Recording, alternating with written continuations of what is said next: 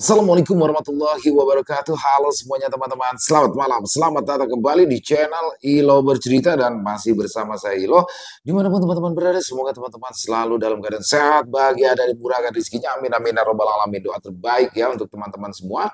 Dan pada kesempatan yang baik ini kami akan membawakan satu kisah dari Kripilogi. Wow, akhirnya ya bagaimana Kripilogi kisahnya bisa kami bawakan. Terima kasih untuk Kripilogi dan tim atas izinnya untuk kami bisa membawakan kisah yang luar biasa ini. Dan buat teman-teman, sebelum kita masuk ke dalam kisahnya, silakan bisa diklik dulu tombol subscribe, jangan lupa lonceng notifikasinya juga dinyalakan agar teman-teman selalu mendapatkan notifikasi dari konten-konten yang akan kami upload di setiap harinya. Dan untuk channel Ilo Bercerita ini kami upload setiap hari teman-teman, setiap malam jam 9 malam waktu Indonesia bagian Barat. Oke, nggak pakai berlama-lama lagi, pasti teman-teman udah gak sabaran kan untuk masuk ke dalam kisahnya. Kita langsung saja menuju ke kota Bekasi.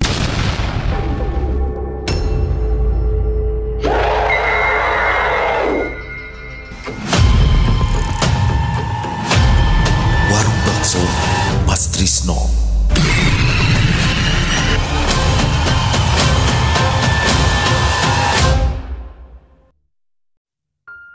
Pada musim lebaran tahun 2005, dia bertemu dengan Trisno di sebuah pantai yang ada di Trenggalek. Cerita punya cerita, keduanya saling tertarik lalu memutuskan menikah beberapa bulan kemudian. Segera selepas menikah, dia diboyong ke Sukatani, Bekasi, satu daerah yang masih sepi kala itu. Beda-beda tipis dengan kampung halamannya Purwantoro. Di Sukatani, dia akan hidup mungkin dalam waktu lama sekaligus membantu suaminya berjualan bakso. Trisno sendiri sudah 5 tahun berdagang di Sukatani. Tadinya pindah-pindah dari Ciledug sampai Cibitung, sampai ia diajak Bondo, kenalan baiknya yang sama-sama membuat bakso, untuk mencoba peruntungan di Sukatani. Siapa menyangka rezeki Trisno justru bagus di tempat sepi. Untuk standar dia, kawin dengan pedagang bakso sudah merupakan setengah mimpi hidupnya. Orang tuanya adalah pegawai penggilingan daging bakso. Tetangganya tak sedikit yang menjadi bakul bakso. Kepala sekolahnya pun diam-diam punya warung bakso. Perkawinannya tentu saja membuat dia bunga. Lebih-lebih, usaha Trisno sudah melampaui ukuran lumayan. Rumah punya sendiri dan bagus, mobil juga ada. Dia tahu bahwa Trisno berstatus duda cerai hidup, tidak masalah. Mungkin lelaki itu berpisah karena bekas istrinya tak bisa memberi anak. Di bulan-bulan awal perkawinan, semuanya terasa baik. Dia rajin membantu suaminya dan Trisno merupakan pedagang yang tekun serta tidak neko-neko. Mereka biasanya mulai mengolah bahan selepas subuh, kemudian membuka kedai pukul 11 siang sampai sehabisnya. Warung bakso Trisno berada di pinggir jalan, masih berada di dalam pekarangan rumahnya. Tidak begitu jauh dari situ terdapat warung bakso lain milik seniornya, Bondo. Kedua warung itu bisa dikatakan sama larisnya. Suatu hari terjadi satu insiden kecil. Ketika dia sedang berjalan pulang dari sebuah warung kelontong, sebuah motor pengangkut bawang menabrak lubang jalan hingga tergelincir jatuh. Bawang-bawang itu berserakan seketika. Dia berusaha membantu pria pengendara motor itu dengan mengumpulkan bawang-bawang yang berceceran di jalanan. Lelaki itu untungnya tidak terluka. Hanya yang aneh, pengendara motor itu tampak mengenali dia walaupun dia merasa belum pernah bertemu. Sebelum pergi, dia menyorotkan pandangannya ke seberang jalan, lalu berkata kepada dia, Mbak istrinya Mas Trisno ya? Hati-hati. Maaf, Mas ini siapa ya? Saya penjual bawang goreng di Pasar Tambun. Dia menangkap dua kejanggalan daripada insiden tersebut. Yang pertama, kata-kata dari si pengangkut bawang. Yang kedua, sorotan matanya ke sebuah warung bakso milik Bondo di seberang jalan sebelum ia mengucapkan kata-kata itu. Pengangkut bawang itu pergi. Dia tertinggal sendiri dengan muka tercenung, lalu dia membelokkan pandangannya ke seberang jalan, sebuah kedai bakso bernama Bakso Mas Bondo. Sesosok pria berbadan tinggi gempal dan berwajah keras berdiri di palang pintu seraya menatapnya tak berkedip. Sorot matanya membuat dia kikuk. Akhirnya perempuan itu kembali menyusuri jalan pulang dengan tertunduk. Sesampainya di rumah, perempuan itu langsung menceritakan pengalamannya kepada suami. Trisno menyimak kisahnya dengan sabar, tapi kemudian tanggapannya sangat dingin. Dia berkata pada istrinya, "Ya tukang bawang itu benar dong. Kamu harus selalu hati-hati di jalan." "Iya mas, tapi lain kali kamu itu gak perlu membantu orang lain." Dia menganggukkan kepala, tak bertanya lebih jauh tentang lelaki di warung bakso Mas Bondo. Kejadian itu dengan sendirinya menjadi angin lalu. Dia tidak ingin mengorek terlalu dalam. Baginya, yang terpenting adalah membantu usaha suaminya dan sebisa mungkin taat padanya. Seiring bertambahnya waktu, dia makin mengenal Trisno. Di samping giat berusaha, ternyata suaminya ini memiliki jiwa seni. Trisno senang menyempatkan waktu untuk mengrajin kayu atau melukis. Untuk yang ini, dia tidak bisa membantu. Ada satu lukisan yang sangat disenangi dia, yaitu sebuah bingkai yang menggambarkan seorang perempuan hamil. Sebetulnya, tidak terlalu tepat karya itu disebut lukisan, melainkan sebuah mozaik.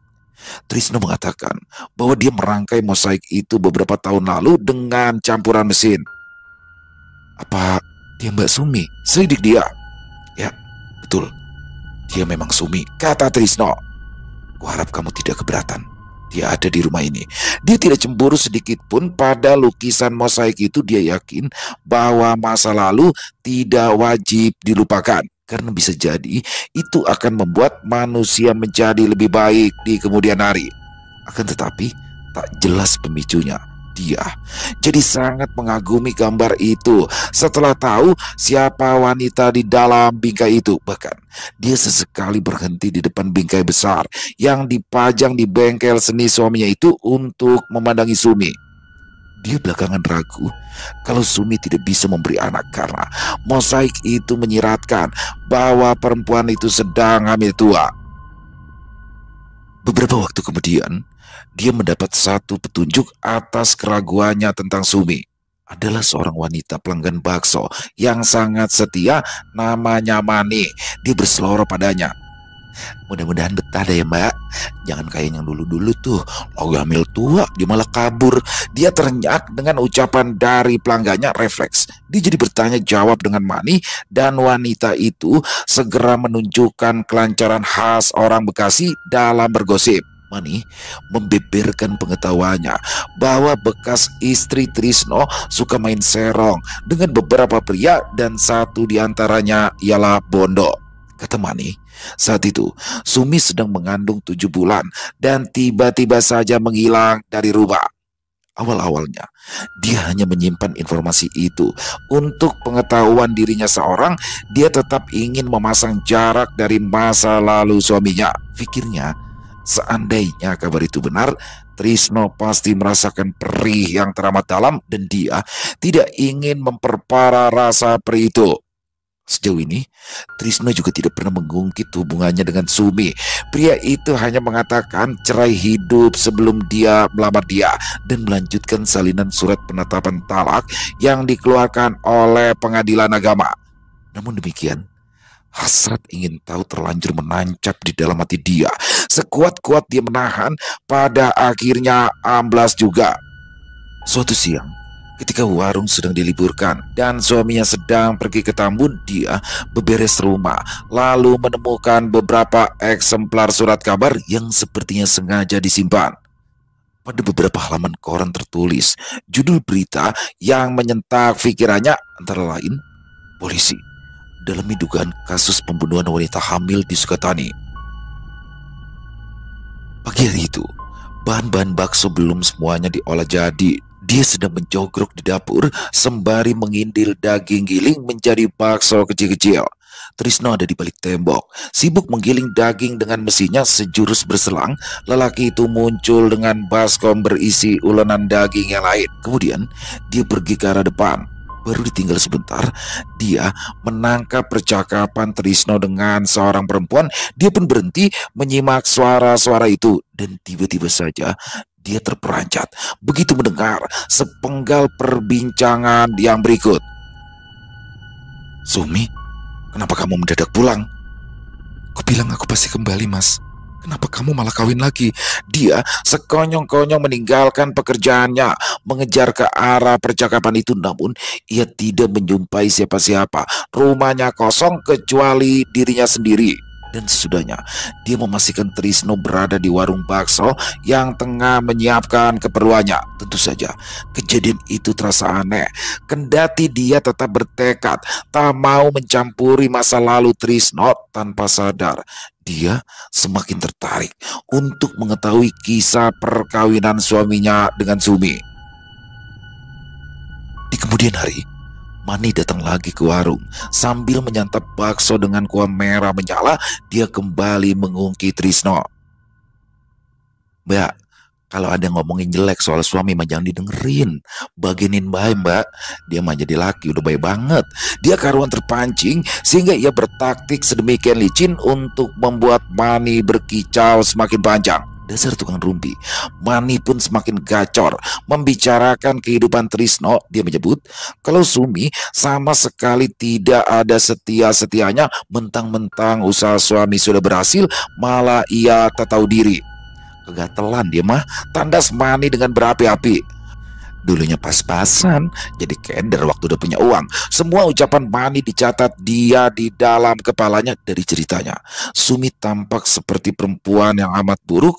Semenjak peruntungan suaminya melambung, dia malah bersikap kurang ajar, senang berdandan menor, malas bantu-bantu, genit pada lelaki lain, bahkan senang membiayai anak-anak muda yang bisa menyenangkannya.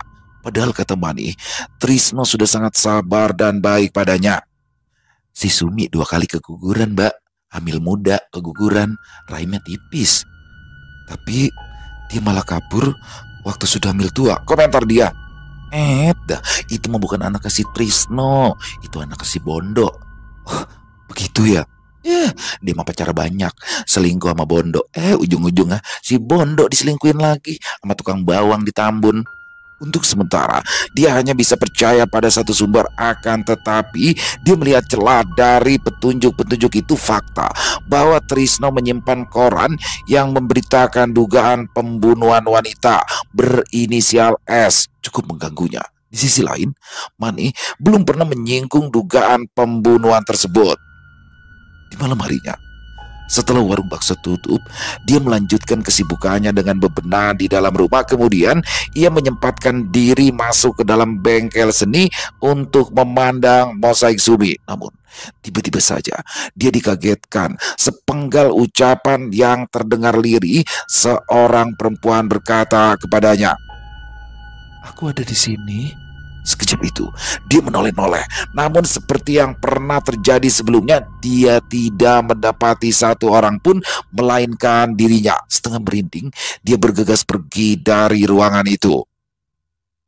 Makin lama, dia semakin mengenali Trisno. Satu hal yang sangat dia perhatikan, suaminya adalah seorang pencemburu total. Trisno punya seabrek aturan untuk memenangkan egonya. Dia tak perlu berdandan kecuali malam hari. Tidak usah beramah-ramah kepada pelanggan pria, walaupun pria itu datang bersama istri dan anaknya. Malah sebisa mungkin, kalau ada lelaki yang memesan bakso, dia harus menyerahkan pesanan kepada Trisno. Dia pun selalu berusaha mematuhi aturan tersebut. Akan tetapi pernah juga dia melanggar dikarenakan Trisno sedang keluar sebentar. Akibat satu kesalahan sepele saja, Trisno segera membawanya ke dalam rumah, lalu mendamprat sekaligus menempelengnya berkali-kali. Dia mulanya cukup memaklumi sikap keras dari Trisno. Bagaimanapun, barangkali lelaki itu masih sangat trauma pada perlakuan Sumi terhadapnya, sehingga dia berubah menjadi seseorang yang mencemburui apapun tanpa alasan. Namun Lama-kelamaan, dia jengah juga. Suatu siang, ia melayani dua pemuda berseragam SMA yang bentukannya dekil dan berbau matahari. Kemudian, suaminya datang ke warung. Dan setelah itu, dia dipaksa pulang ke rumah untuk diomeli dan dipukuli. Apa karena ini Mbak Sumi kabur dari kamu, Mas? Dia tak sanggup lagi menahan diri. Bajingan kamu. Beraninya kamu sebut-sebut nama dia, ha? Memang kenapa? Kamu sendiri masih memasang lukisannya. Perempuan serusak itu pantas pergi dari rumah ini. Dan jangan kira kamu gak pernah pantas. Semua perempuan akan minggat kalau diperlakukan seperti ini, Mas. Pada akhirnya, dia tambah babak belur. Selain sangat cemburuan dan temperamental rupanya, Trisno juga seorang yang berani meminta maaf. Usai menghakimi dia sebegitu keras, ia tiba-tiba saja melunak. Segera, ia dekap istrinya, lalu mengucapkan permohonan maaf. Jalan 6 bulan menikah, perut dia berisi juga. Trisno lantas mengambil keputusan agar istrinya tidak usah membantu jualan demi kesehatan janinnya. Dia menurut saja. Dengan itu, dia punya waktu lebih banyak di rumah, sedangkan Trisno memilih memperkerjakan satu orang karyawan pria untuk melayani pembeli. Tanpa diduga-duga, situasi itu malah membuka kesempatannya untuk menelusuri Sumi lebih jauh. Dia pun memulainya dengan membaca surat kabar yang tersimpan di bawah dipan. Pada satu artikel tertulis bahwa TR, suami dari wanita berinisial S yang hilang itu, menuduh seorang pria berinisial BD menyembunyikan istrinya.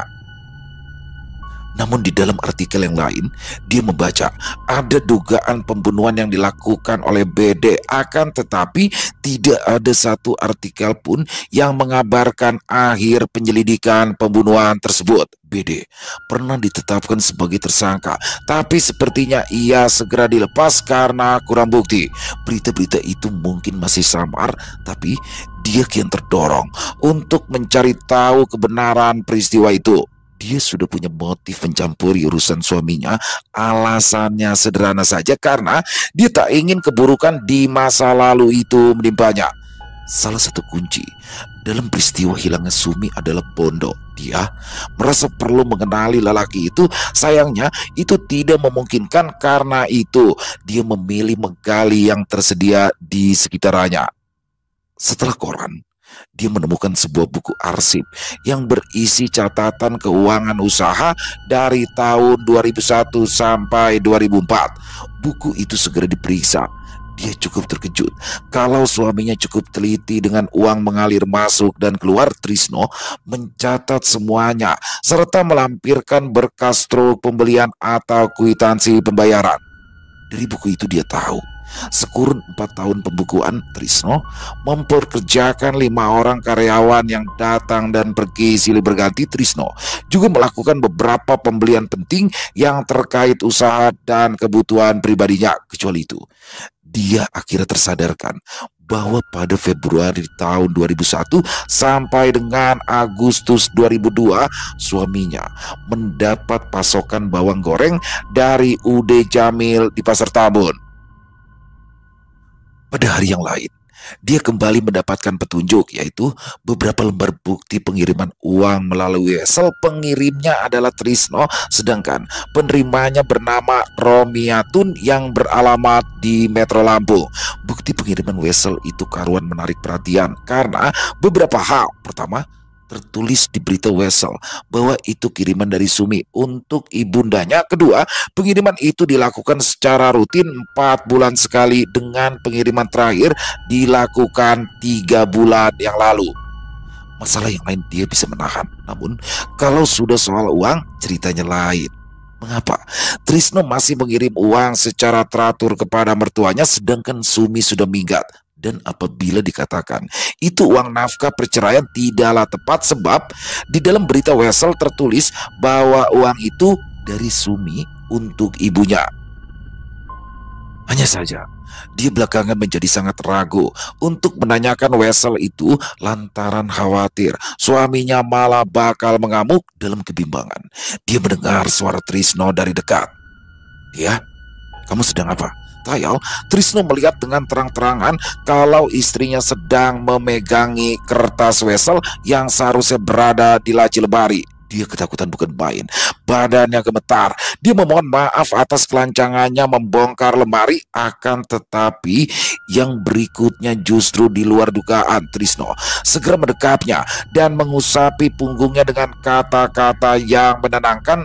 Di malam harinya, Trisno berkisah panjang lebar tentang perkawinannya dengan Sumi. Sebagian ceritanya lebih dan kurang sama dengan yang pernah diceritakan oleh Mani. Namun, Trisno mengungkapkan bahwa ia menduga Bondo telah membunuh Sumi. Ada yang bilang padaku, 2 bulan sebelum Sumi hilang, Bondo membeli tanah di belakang komplek Gria Sukadharma. Aku curiga kalau dia mengubur Sumi di sana. Dia segera menyambar. Mas, sudah lapor polisi soal itu? Sudah, tapi polisi ngotot bahwa tidak mungkin mencari bukti di tanah milik orang lain tanpa seizin pemiliknya. Bondo menolak tanahnya digali. Tanahnya waktu itu bahkan dipagari serta dijaga oleh preman.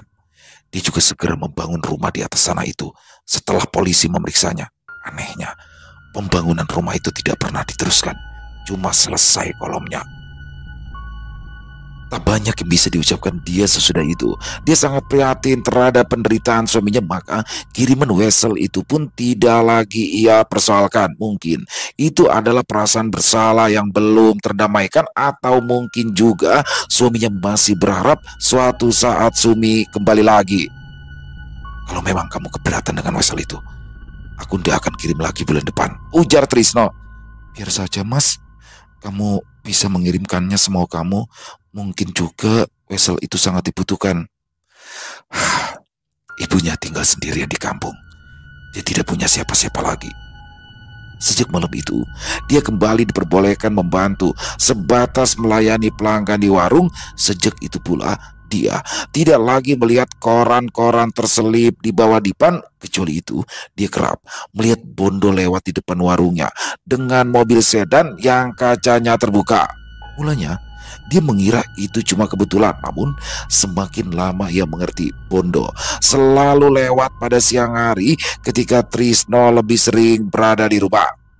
Pada suatu siang, untuk kesekian kalinya, Bondo menampakkan batang hidungnya. Kali ini, dia menghentikan mobilnya, menatap dia agak lama, kemudian menunjukkan satu isyarat aneh dengan menyayatkan telunjuk di lehernya. Diam-diam, dia punya niat serius membantu mengungkap kasus Sumi. Dia berusaha mencari petunjuk lebih banyak tanpa terlihat suaminya. Saat Mani datang lagi ke warung, dia tak segan menyentil Sumi ke arah yang lebih sensitif. Dan rupanya Mani mengikuti perkembangan kasus itu. Dia berdalih sengaja tidak mau mengungkit isu tersebut lantaran tak mau membuat dia takut. Meski demikian, hal itu tidak mengurangi penilaian Mani terhadap Sumi sebagai wanita ganjen. Saya tahu lokasinya, itu kan dekat sama tanahnya Mas Trisno, kata Mani saat dia menceritakan tanah milik Bondo. Dekat tanah Mas Trisno? Ya iya, paling-paling jaraknya 50 meter. Itu yang deket Gria Sukadharma. Dia termenung sesaat. Trisno belum pernah menceritakan tanah miliknya di area itu. Saya mah juga sejujurnya agak curiga masih Bondo. Perasaan saya mah kalau emang bener dibunuh, kagak jauh dari selangkangan. Sumi hamil sama dia, terus minta tanggung jawab dah. Loh, kenapa Bu Mani curiga? Karena di hari Sumi hilang, ada saksi yang lihat Sumi ketemuan sama Bondo di daerah Tembelang. Loh, katanya rumah itu tidak pernah selesai. Ya emang, cuma bikin pondasi doang. Tapi, apa benar Mbak Sumi itu selingkuh sama Bondo? Beneran, saksinya juga banyak. Waktu itu Bondo pernah dilabrak sama si Trisno. Untung masih bisa dipisahin. Mani berpikir sejenak sebelum melanjutkan. Saya jadi ingat nih, kejadian itu cuma sebulan sebelum Sumi hilang. Sampai di sini, semua petunjuk dan keterangan tampak saling berhubungan. Hanya satu masalah utamanya, kalau benar Sumi dibunuh, di mana jasadnya kini? Tak ingin menunda lebih lama. Dalam kesempatan itu, dia menyampaikan niatnya dan meminta Mani untuk membantunya. Hah?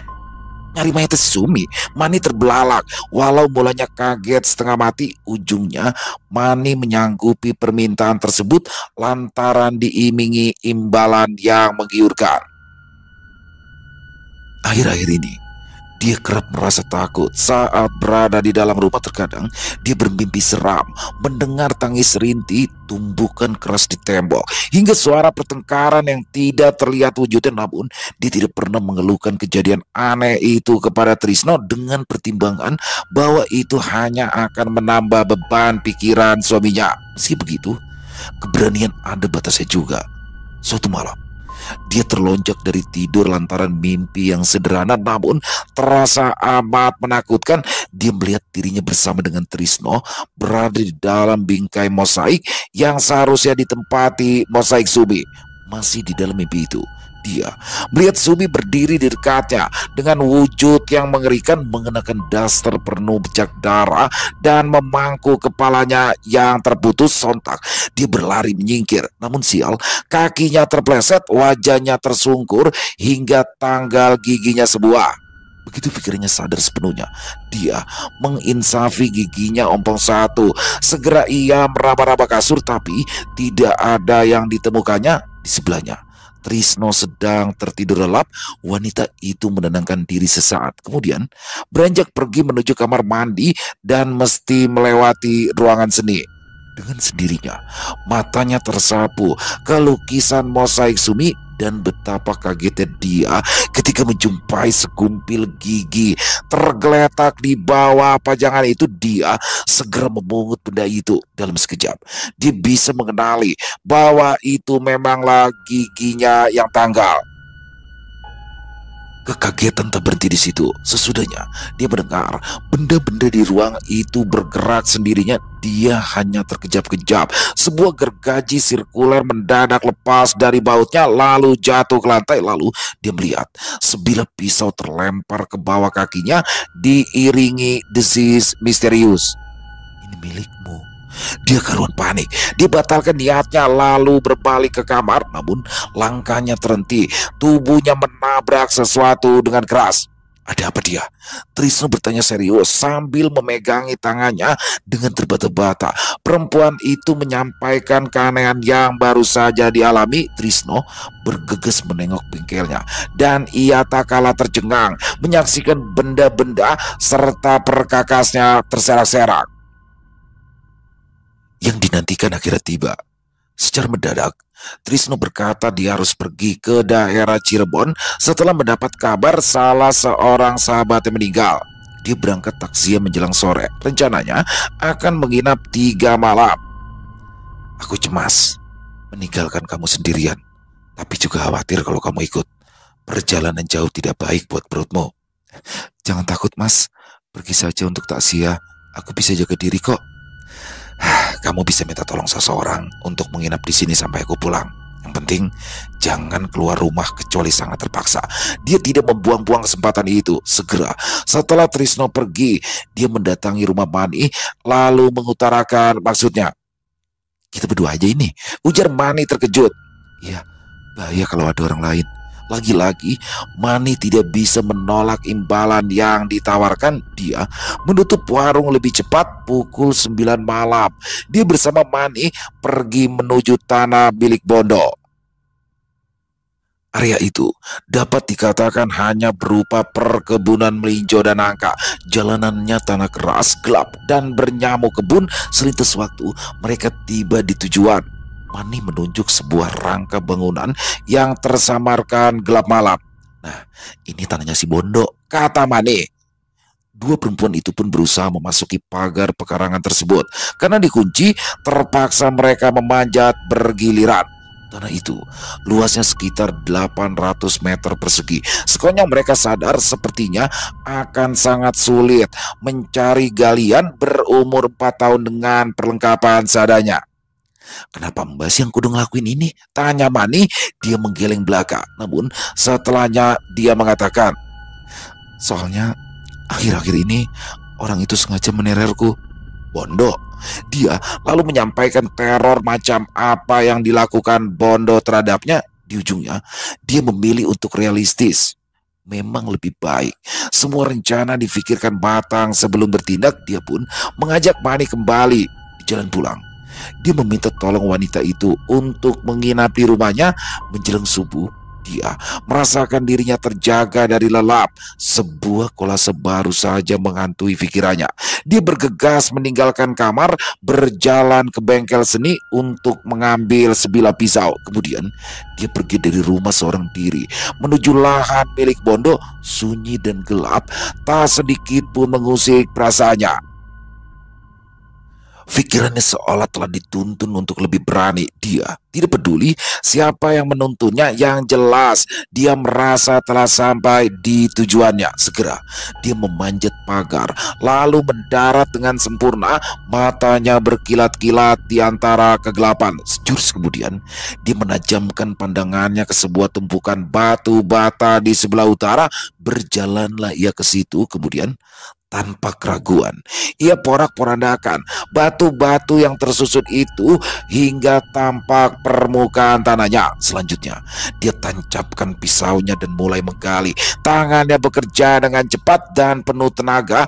Tanah kering berhamburan, semakin lama semakin dalam, hingga kemudian pisaunya menghantam sesuatu yang terasa keras. Maka dia meletakkan pisaunya itu, lalu mengeruk tanah dengan kedua tangannya. Dengan upayanya yang sangat berani, wanita itu berhasil menemukan tulang belulang manusia, yaitu tengkorak, dan sepasang tulang yang cukup panjang dan besar. Dia curiga itu merupakan femur atau tulang di bagian paha. Dia seharusnya terkejut setengah mati, tapi kenyataannya tidak.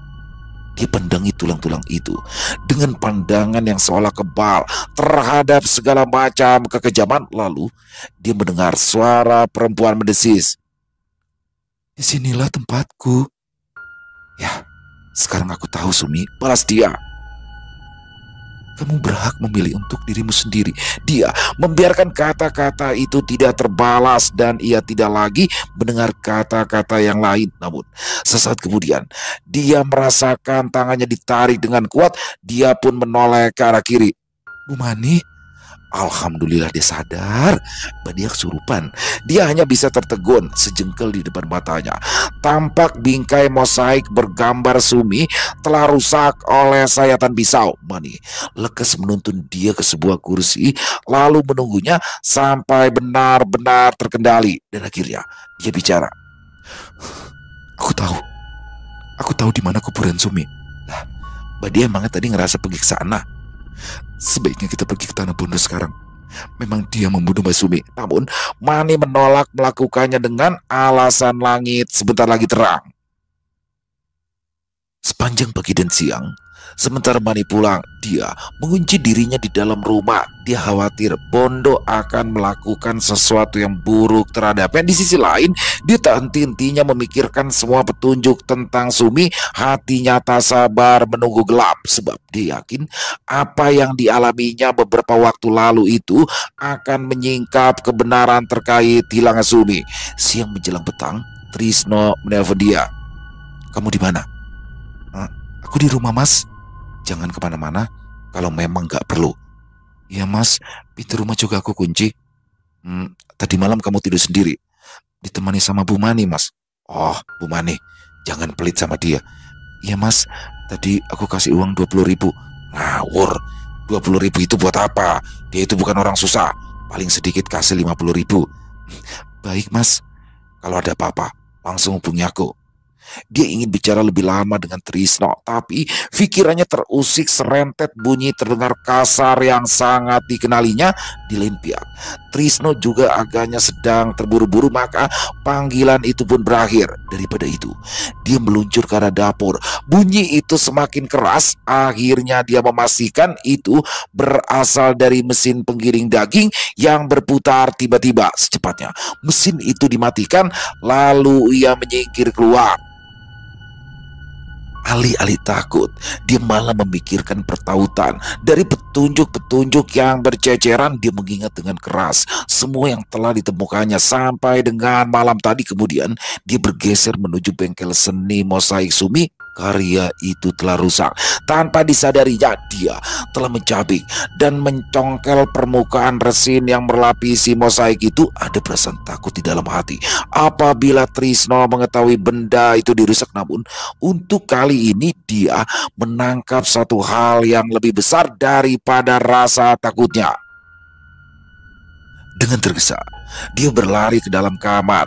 Dia membuka buku catatan keuangan yang tersimpan di dalam lemari, dan secara tiba-tiba dia punya perhatian serius pada sebuah nama yang seolah terlupakan selama ini. Jamil. Los lantai dasar Pasar Tambun. Di antara para pedagang sapi dan bumbu giling, dia menemui seorang lelaki yang pernah menabrak lubang jalan di dekat rumahnya. Dialah Jamil, pedagang bawang yang pernah memasok bawang goreng untuk Trisno, sekaligus lelaki yang dikabarkan punya hubungan gelap dengan Sumi. Jamil tidak kehilangan ingatannya terhadap dia. Ia pun tidak segan memberi sambutan penuh persahabatan. "Mari duduk, Madia," kata Jamil dengan senyum mengambang tipis. "Mau saya pesankan bakso sapi?" "Bakso? Bakso sapi asli," kata Jamil dengan penekanan. "Saya istri penjual bakso." Dia menolak tawaran itu. Dia hanya duduk. Mata dan pikirannya segera mengawasi setiap gerakan lelaki itu. "Sudah kutebak, cepat atau lambat Mbak Dia pasti datang kemari," ucap Jamil mengawali pembicaraan selanjutnya yang lebih panjang. 2 jam lamanya dia mendengarkan Jamil mengoceh. Berbeda dengan sambutannya yang bersahabat, pria itu ternyata adalah sejenis pembicara yang super egois. Kalau mulutnya sudah bicara, tidak mau berhenti. Jika lawan bicara terkekeh ragu, dia akan berusaha meyakinkan dengan cara apa saja. Dan apabila pendengar mulai membuang muka karena suntuk, dia akan mengeraskan suaranya seperti marah. Karenanya dia jadi menyesal menemui Jamil. Niatnya datang ke Pasar Tambun sebenarnya hendak bertanya tentang seorang mantan pegawai suaminya yang mendadak pindah kerja ke warung milik Bondo beberapa hari setelah Sumi dilaporkan hilang. Namun hal itu tidak pernah terjawab oleh Jamil dengan alasan dia tidak tahu menahu soal itu. "Yang saya tahu, karyawan yang disebut itu masih satu kampung dengan Mas Jamil, juga pernah bekerja di sini." Untuk kesekian kali dia mencoba mengungkitnya. "Loh, lalu kenapa kalau satu kampung dan sempat kerja di sini? Dia itu saya pecat karena suka main cewek." "Saya juga tahu kalau dia punya hutang 1,5 juta dengan Mas Trisno." "Loh, itu bukan urusan saya." "Maksud saya, sehari sesudah karyawan itu bekerja di tempat Mas Bondo, dia tiba-tiba bisa membayar hutangnya." "Loh, Mbak ini menuduh Mas Bondo mendalangi pembunuhan Mbak Sumi?" "Bukan aku yang bilang gitu, tapi Mas Jamil sendiri." "Wah, jangan main-main sama pikiran Mbak Dia." Pendek cerita, dia ingin pulang secepatnya daripada menghabiskan waktu bersama orang yang keras leher. Dia tidak begitu percaya dengan pria itu, dan sepertinya banyak ucapannya tak lebih dari ucapan pembual. Yang lebih buruk lagi menurut dia, Jamil selalu memaksa orang lain untuk percaya pada ucapannya. Menjelang maghrib, dia baru kembali pulang. Sial, ojek yang ia tumpangi berpapasan dengan mobil Bondo, dan lelaki di dalam mobil itu tak ragu membuka kaca untuk menunjukkan isyarat yang sama di lehernya. Karena itu, dia minta diantar ke rumah Mani. Akan tetapi, kata anaknya, Mani sedang keluar rumah. Sampai di rumah langit telah gelap. Dia buru-buru mengunci pintu. Selain itu, ia bersiap dengan sebuah pisau untuk berjaga-jaga. Untuk alasan tertentu, wanita itu memilih duduk di ruang paling depan. Sempat tercetus di benaknya untuk menelpon Trisno, tapi dia justru khawatir karena seandainya ia berbicara, suaranya akan menjadi tanda bahwa ia sedang sendirian. Waktu terasa begitu menyiksa. Terkadang dia menengok keluar sambil berharap Mani datang, akan tetapi yang ditunggu tak juga tiba. Azan Isya lalu berkumandang. Suara muazin terdengar keras dan asal-asalan. Mumpung azan, dia menelpon Trisno. Panggilannya pun segera diangkat, namun baru saja terdengar halo, ponsel dia terbanting dengan sendirinya. Dia bergidik bukan main, menyaksikan kaca rumah di depannya pecah berpuing-puing. Saat itu juga dia mengintip dari balik tirai, tampak sebongkah batu kali berukuran segenggam tangan tergeletak di teras. Dengan cepat dia menuding Bondo. Dia pun memungut handphone, kemudian melarikan diri ke ruang tengah. Sejurus kemudian ia menginsafi kalau panggilannya belum terputus. "Dia, ada apa? Barusan itu apa?" Mas, ada orang jahat, ujar dia dengan tangis tertahan. Siapa? Siapa yang jahat?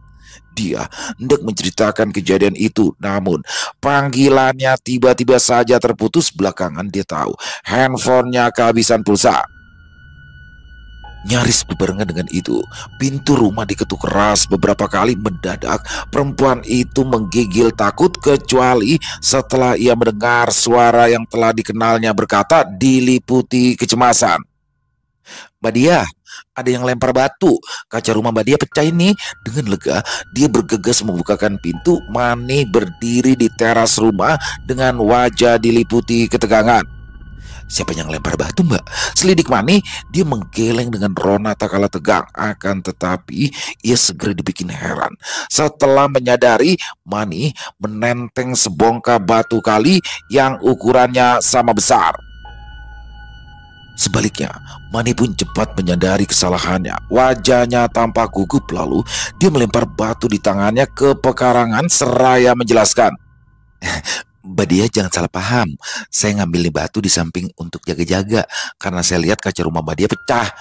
Beberapa saat lamanya dia tak bergeming. Kemudian Mani meyakinkan kalau ia tidak bermaksud buruk dengan batu itu.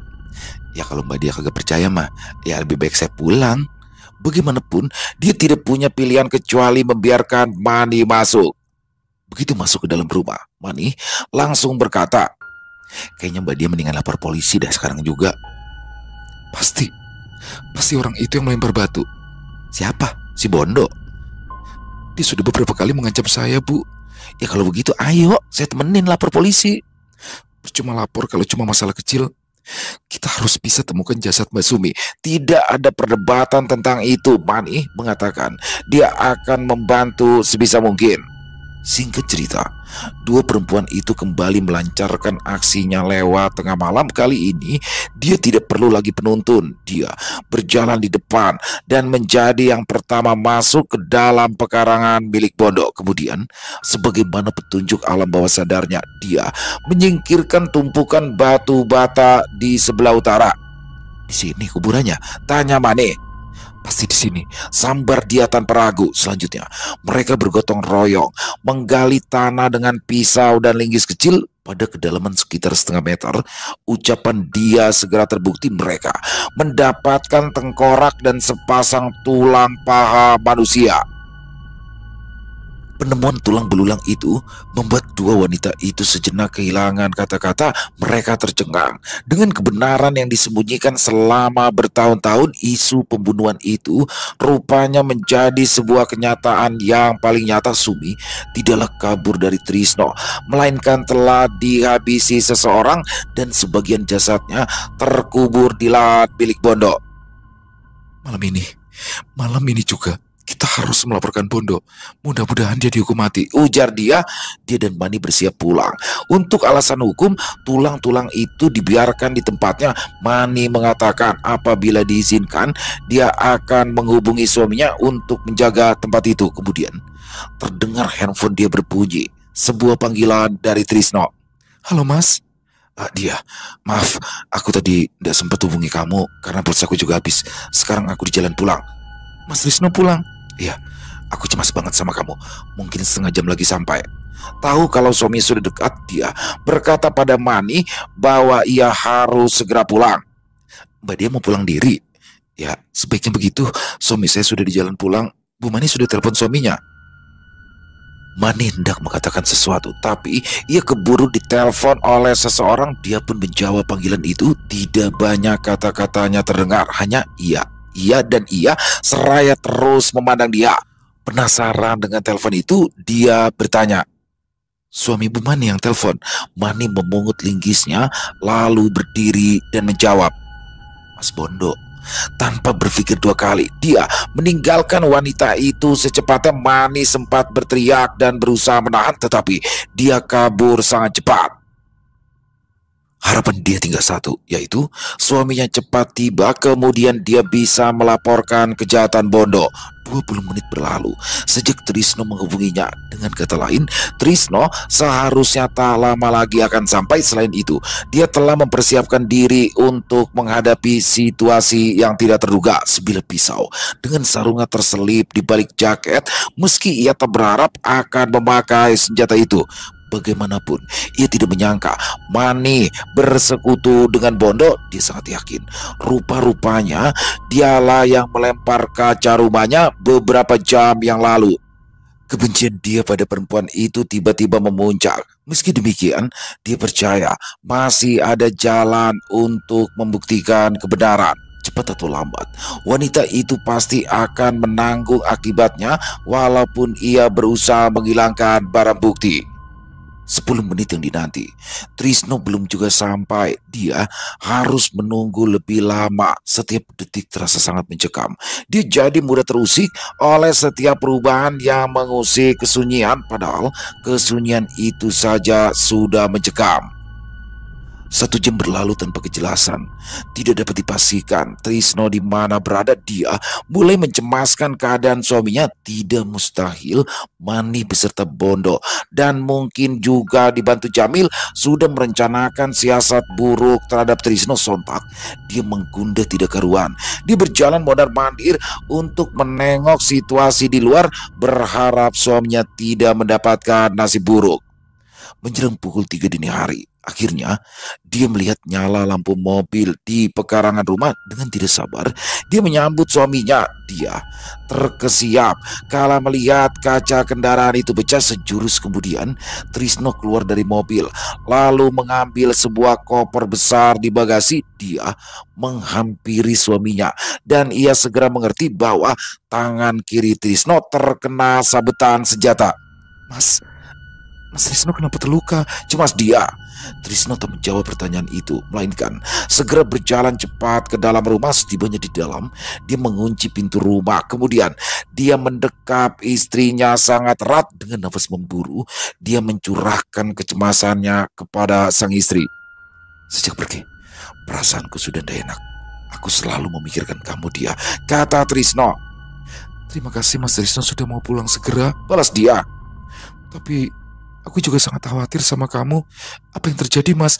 Alih-alih menjelaskan, Trisno malah bertanya, kamu tahu siapa yang melempari kaca depan? Kalau firasatku Bondo, Mas. Kamu melihatnya? Enggak, tapi dia sudah beberapa kali mengancam aku. Brengsek.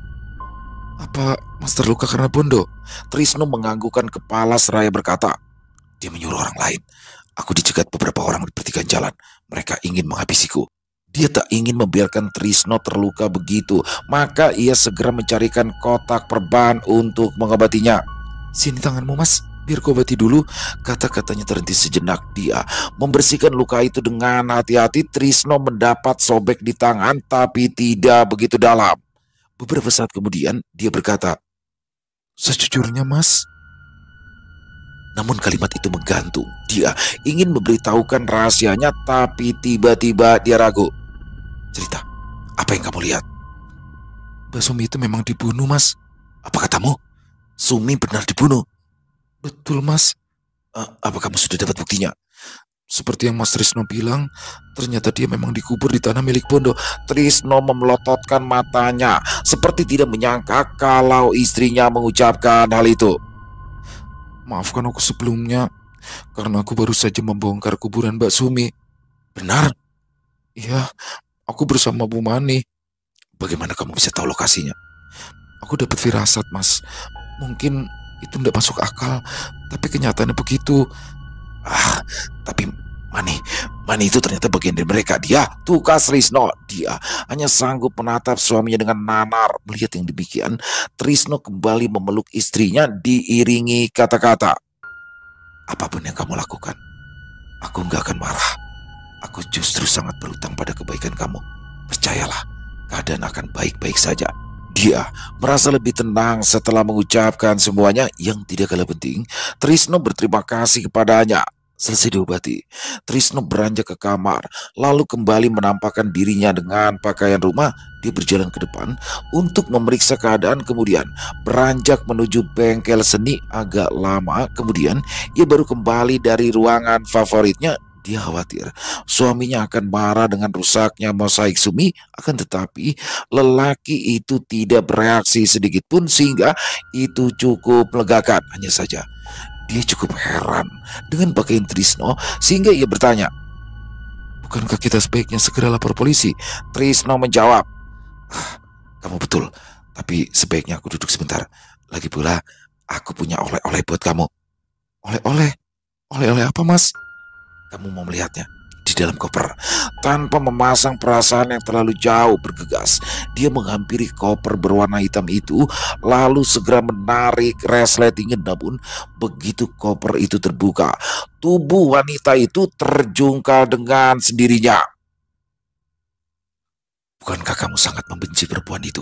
Semua perasaan tenang yang barusan menghiburnya tiba-tiba terjungkir. Dia tak lagi memiliki daya upaya untuk sekedar membalas perkataan Trisno. Potongan-potongan tubuh dan kepala mani serta tengkorak dan tulang kaki Sumi berjejalan di dalam koper sudah membuat nafasnya hampir terhenti. "Kenapa wanita selalu ingin mencampuri urusan suaminya?" ucap Trisno dengan serak. Ingatan dia terkilas cepat menuju pertemuannya dengan Jamil sore tadi. Pria omong kosong, pikirnya waktu itu, dan omong kosongnya sungguh terasa sangat menyesakan ketika pada akhirnya itu menjadi suatu kebenaran. Jamil, pria yang telah berbaik hati menawarkannya bakso daging sapi asli itu, telah bercerita panjang lebar tentang hilangnya Sumi.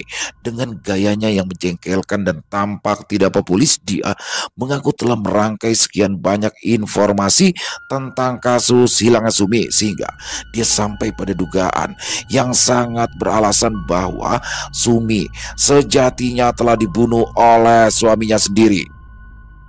Kata Jamil sore tadi, orang gila itu selalu menuduh istrinya berselingkuh, bahkan gak malu menyebarkan gosipnya ke orang lain.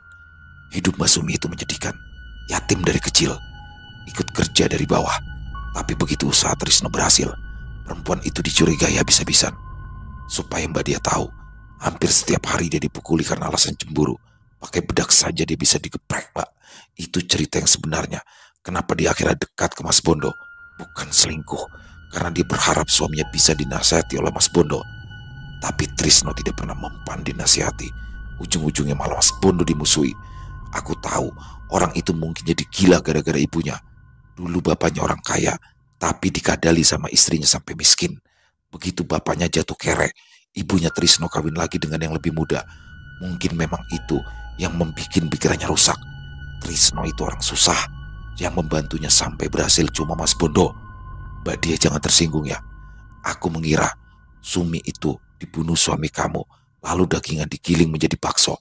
Bukan apa-apa. Begini, 6 bulan sebelum Mbak Sumi hilang, Trisno itu minta dicarikan mesin giling bekas sama aku. Waktu itu memang hubungan aku sama dia masih baik. Tapi coba pikir, tukang bakso mana yang mau keluar banyak uang buat beli mesin giling kalau cuma bikin 200 atau 250 mangkok bakso dan mie ayam seharinya? Aku ini gak asal ngomong, Mbak. Ada saksinya yang curiga betul kalau suami Mbak dia pernah mencampur daging Mbak Sumi ke dalam bakso. Mau tahu siapa saksinya? Bu Mani. Pasti kamu kenal orangnya, Mbak. Di awal gak curiga, tapi heran. Kok tiba-tiba bakso Trisno rasanya getir, terlalu lembut, tercium bau sengir aneh. Dia pikir mungkin itu kualitas dagingnya yang murah. Tapi dasar Bu Mani itu siluman bakso. Akhirnya dia selingkuh ke baksonya Mas Bondo, meski warungnya lebih jauh dari rumahnya. Terus dia cerita semuanya ke Mas Bondo. Mas Bondo cerita ke aku. Lah, aku tahu betul Trisno setiap hari ambil daging berapa, tetelan berapa, tulangan berapa. Karena dari awal dia belanja selalu di sini. Maka aku tanya ke Bakul, jebulnya sudah seminggu terakhir belanjanya berkurang sekitar 30% daripada biasanya. Mau bukti lagi? Tahu nggak? Trisno itu sebenarnya baru melapor polisi setelah 15 hari hilangnya Sumi. Seminggu pertama itu Trisno nggak ngapa-ngapain, Mbak. Tapi kemudian dia tiba-tiba datang ke warungnya Mas Bondo sambil marah-marah, menuduh Mas Bondo melarikan Sumi. Setelah rame ribut-ribut nggak selesai, Akhirnya dia baru lapor polisi. Dan aku sumpah sambar geledek kalau bohong. Aku pernah diberitahu seorang penyetrum ikan kalau dia pernah melihat suami Mbak dia datang ke lahannya pada malam hari. Coba pikir, mau apa tukang bakso ke kebun malam-malam? Walah mbak, Mas Bondo itu sangat baik. Bahkan dari awal sampai sekarang dia belum percaya kalau Trisno bikin bakso pakai daging sumi. Dia masih melindungi nama baik bajingan itu karena nggak ada bukti. Mas Bondo bilang ke aku, mungkin daging sapinya dicampur lebih banyak ayam dan kebetulan dia kurang baik mengolahnya. Saranku Mbak Dia, ini demi kebaikan Mbak Dia, gak usah kembali lagi ke rumah. Mumpung Trisno lagi pergi, kabur sekalian. Kalau aku mending jadi janda ketimbang jadi almarhumah. Semakin terngiang, kata-kata Jamil membuat dia merasa semakin sesak dan sekarang dia harus membayar mahal olok-oloknya terhadap pedagang bawang itu. Bahkan ia telah salah membenci seseorang yang telah membantunya, Mani, dan justru menuduhnya berniat jahat terhadapnya, padahal Mani telah berusaha menghentikan langkahnya agar ia tidak terjebak perangkap pembunuh yang sesungguhnya. Apapun ceritanya, dia harus menghadapi nasibnya sendiri. Pembunuh itu masih berdiri di hadapannya dengan laga penuh kesombongan. Kamu tidak perlu takut ya, kata Trisno dengan seringai busuk. Itu tidak akan membuat kamu sakit. Trisno menghampiri istrinya, langkahnya pelan dan senyap seperti sebuah sampan di tengah danau. Kebalikannya, dia gemetar hebat didekati suaminya. Mulutnya hendak mengucapkan sesuatu, tetapi yang terdengar hanya napas berputus asa. Barangkali yang harus terjadi akhirnya terjadi. Trisno berhasil menangkap dia. Perempuan itu dipeluknya dengan pelukan yang keras. Dia perdengarkan gelak tawanya yang pelan namun bergelombang, kemudian berbisik di telinganya. Seharusnya kamu itu gak usah berlagak seperti kucing yang selalu ingin tahu. Tangan Trisno perlahan merambat ke atas. Dia tahu sepasang tangan itu akan berhenti di kepala sebelum memutarnya dengan sekuat tenaga. Oleh karena itu, tepat pada saatnya dia kerahkan keberanian yang tersisa. Dia mengeluarkan pisau yang sejak tadi terselip di balik jaketnya, lalu menusuk perut lelaki itu. Seketika Trisno mengerang sakit, tubuhnya didorong hingga jatuh. Lantas dia bergerak menjauh. Dia ingin segera meninggalkan rumah itu sejauhnya, namun naas Trisno masih bisa menyelingkat kakinya sehingga perempuan itu tersungkur. Sambil menahan nyeri, Trisno berusaha meladeni pemberontakan istrinya. Pisau yang menancap di tubuhnya tidak menghalanginya untuk berbuat lebih gila. Situasi berubah cepat. Trisno berhasil memojokkan mangsanya. Kakinya menerjang dengan keras, namun dia mampu berkelit. Badannya melesot sedemikian rupa hingga ia berhasil bangkit berdiri. Disergap kepanikan, dia berlari tanpa pertimbangan matang sehingga dia malah terjebak di dalam bengkel seni. Tempat itu tentu saja semakin menyudutkannya, tapi apa boleh buat, dia mengunci pintu dari dalam seraya berteriak meminta tolong. Saat-saat selanjutnya kian tidak menguntungkan. Dia memekik tanpa henti, suaranya amatlah nyaring dan ia berharap ada seseorang di luar sana yang tergerak menolongnya. Namun lama-kelamaan dia mulai sadar kalau upaya mungkin saja tidak mendatangkan hasil yang semestinya. Di samping itu, dia juga menyadari kalau Trisno tidak sedikit pun terdengar suaranya.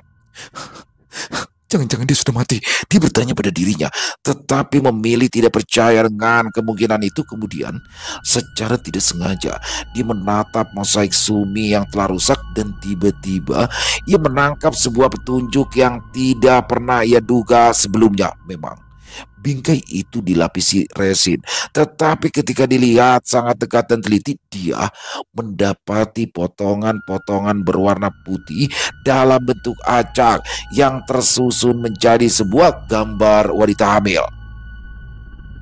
Sebagian permukaan resin yang mengelupas itu juga membantunya untuk memastikan bahan apa yang digunakan Trisno merangkai mosaik itu. Dia semakin memusatkan pikirannya ke dalam, mengamati satu persatu potongan mosaik itu hingga matanya berhenti pada sebuah potongan yang bentuknya tak lazim. Gigi, Gumam dia ngeri. Ingatannya pun langsung terkilas menuju mimpi aneh yang membuat giginya tanggal. Satu petunjuk saja sudah cukup membuat nalar perempuan itu yang kerap kali tumpul menjadi tajam.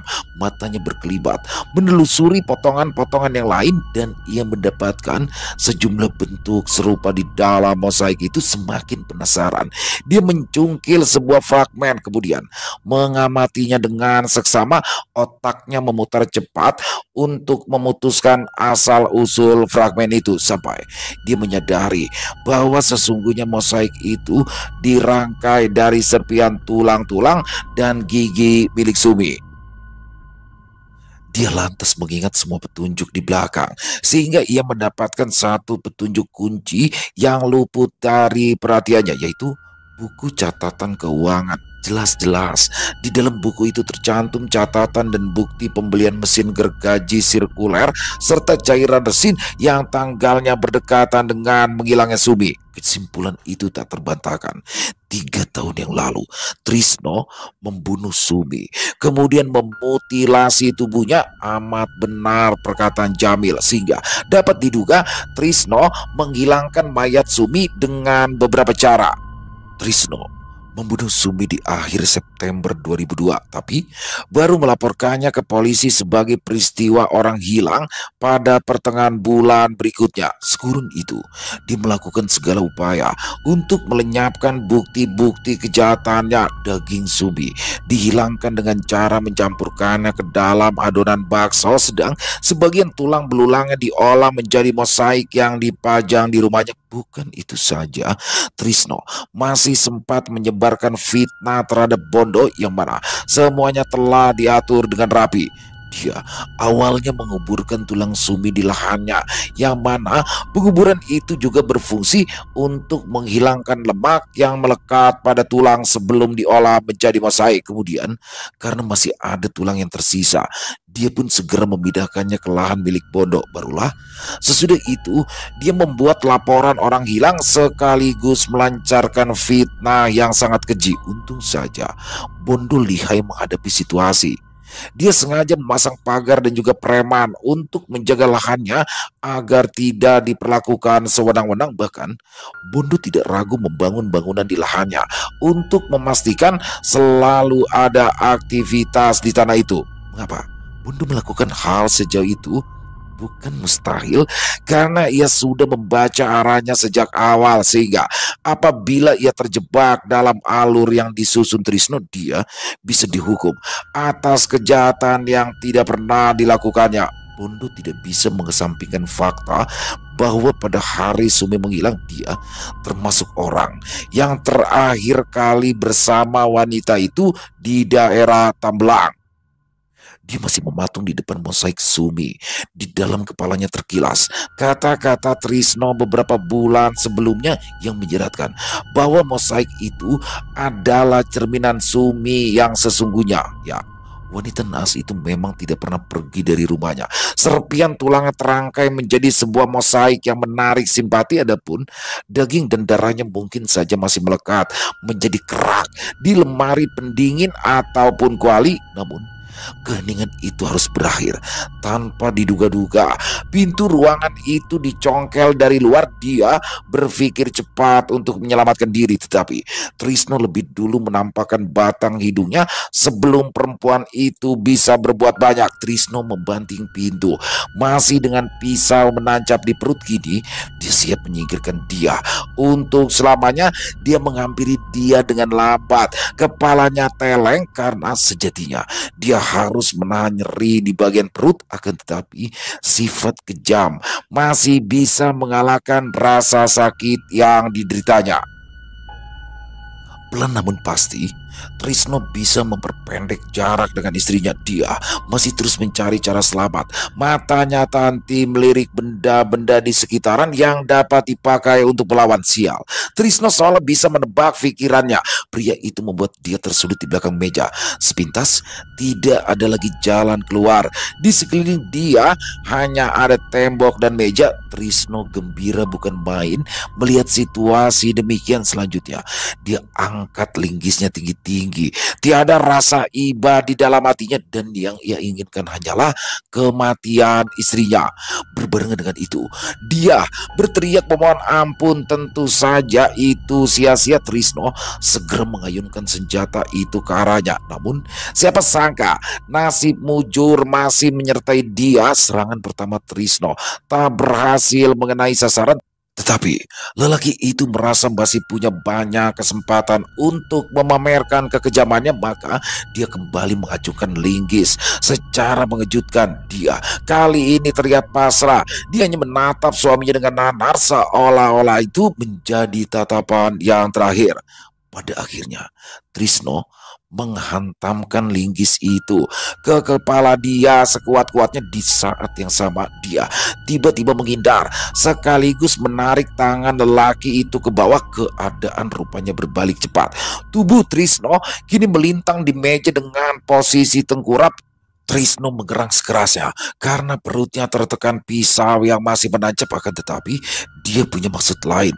Tepat di bawah dada Trisno melintang tegak sebilah mata gergaji sirkuler yang dipasang terbalik. Dia tidak menyia-nyiakan kesempatan itu. Dia segera menghidupkan stop kontak, lalu menyalakan mesin gergaji dengan kekuatan ribuan RPM. Dalam sekejap dia menyaksikan tubuh Trisno terkejang hebat ketika mata gergaji berputar, memotong tulang rusuk serta semua organ penting yang ada di sekitar dada. Tidak sampai 1 menit, suara Trisno tidak lagi terdengar. Darah lelaki itu muncrat ke segala arah, mata dan mulutnya terbelalak, kepalanya menghadap tembok di mana mosaik Sumi terpasang seolah-olah sedang menyaksikan kematiannya. Dia tertinggal seorang diri di dalam ruangan itu. Butuh waktu baginya menginsafi bahwa ia baru saja melakukan kekejaman demi menyelamatkan diri. Kemudian dia melirik Sumi di dalam bingkai dan entah mengapa matanya tiba-tiba saja berlinang. Tak lama setelah itu, dia mendengar pintu depan digedor sangat keras. Dia pun beranjak pergi, masih dengan jaket terciprat darah. Dari balik tirai, dia melihat seorang lelaki berdiri tegap di teras rumah.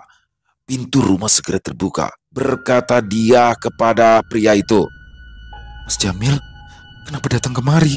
Jamil membelalakan mata menyaksikan dia penuh bercak darah. Kan tetapi dia datang ke situ untuk menyampaikan kabar yang lain. Katanya, "Mas Bondo dan istrinya hilang." Dia amat terkejut dikabari demikian, akan tetapi dia langsung menuduh suaminya telah mencelakai keluarga itu. "Mas Jamil tahu dari mana?" "Aku barusan dari situ. Rumahnya ramai didatangi warga." "Anak-anaknya bagaimana?" "Dua anaknya ditemukan tewas di dalam kamar." Daripada itu, dia serta-merta curiga dengan mobil Trisno, maka ia bergegas ke dalam rumah untuk mengambil kunci kendaraan. Tak lama berselang ia kembali. Jamil mengikuti langkahnya dengan tergesa, lalu pintu mobil itu dibuka dan benar saja mereka mendapati 2 jasad tergeletak di kabin belakang. Sumi, 27 tahun, hilang misterius pada akhir September 2002. Peristiwa itu telah dilaporkan oleh suaminya Trisno, 29 tahun, kepada pihak yang berwajib. Trisno menuduh seorang pria bernama Bondo menyembunyikan istrinya, namun penyelidikan kasus berjalan di tempat hingga 4 tahun kemudian terungkaplah fakta bahwa Sumi telah tewas dan jasadnya sudah terbagi rata di dalam perut ratusan para pelanggan bakso. Pembunuhan ini mungkin tidak akan pernah dianggap ada andai kata dia tidak pernah menikah dengan Trisno. Selesai. Wow, luar biasa kisah dari Creepylogy. Di sini ya lumayan panjang ya teman-teman ya. 1 jam lebih, tapi asli keren banget kisahnya nih. Saya kayak ke bawah tuh di dalamnya tuh, dan kayak dipindah-pindah ini. Pertama udah curiga nih sama Trisno dari awal. Wah, Trisno nih pasti nih pelakunya. Tapi kesini-sininya kayak digeser ke arah Bondo dan gengnya ya. Jamil bahkan di sini Mina kayak seolah-olah, wah ini Mina komplotannya Bondo nih. Dia megang batu besar, bahkan ketika di penemuan kerangka itu dia linggisnya ditenteng sambil nenteng linggis gitu. Wah, mau ngapain nih? Tapi ternyata endingnya Trisno benar, dan di situ bener-bener ini plot twistnya parah banget ya. Dan bagaimana ternyata koper yang dibawa oleh Trisno itu adalah isi jasad dari Manih. Wah, jadi perempuan pelanggan bakso asal Bekasi, dan juga ternyata di dalam mobil Trisno itu sudah ada jasad dua ya, suami istri dari Bondo dan istrinya. Waduh, keren pakai banget di sini asli. Dapat semua horornya, thrillernya, sadistisnya, pokoknya dapat keren pakai banget. Buat Tripilogi, terima kasih sekali lagi atas kisahnya yang luar biasa, dan ditunggu lagi ya untuk kisah-kisah selanjutnya. Dan semoga saja kisah barusan bisa menghibur teman-teman semua ya, para pecinta penikmat horor misteri, lebih khususnya lagi kepada para subscriber dari channel Lilo Bercerita. Dan buat teman-teman yang mungkin suka dengan videonya dengan kisah barusan, bisa diklik tombol like-nya, tombol jempolnya, boleh juga dong dibantu di-share link video ini ke teman-teman yang lain agar juga ikut merasa terhibur. Dan buat teman-teman yang belum subscribe, sekali lagi bisa diklik tombol subscribe. Jangan lupa lonceng notifikasinya dinyalakan agar teman-teman selalu mendapatkan notifikasi dari konten-konten yang akan kami upload di setiap harinya. Dan kami juga ingin mengucapkan terima kasih ya kepada seluruh teman-teman yang sudah selalu setia hadir, yang sudah selalu mendukung kami, karena teman-temanlah kami selalu bersemangat berkarya di setiap harinya. Oh iya, buat teman-teman yang mungkin punya kisah horor misteri yang diangkat dari kisah nyata berdasarkan pengalaman pribadi, apabila mungkin berkenan dibawakan di channel kami, silakan bisa mengirimkannya ke nomor telepon kami yang ada di sini. Bebas, kirimannya boleh dalam bentuk tulisan, boleh dalam bentuk rekaman suara, senyamannya teman-teman aja ya.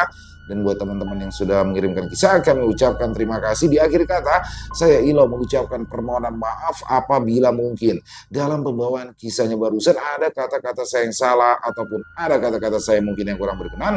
Saya mohon dibukakan pintu maaf yang seluas-luasnya. Sampai berjumpa lagi di konten-konten kami selanjutnya yang pasti tidak kalah serunya, yang pasti tidak kalah seramnya. Masih bersama saya Ilo di channel Ilo Bercerita. Salam sehat, sukses selalu untuk kita semua. Wassalamualaikum warahmatullahi wabarakatuh.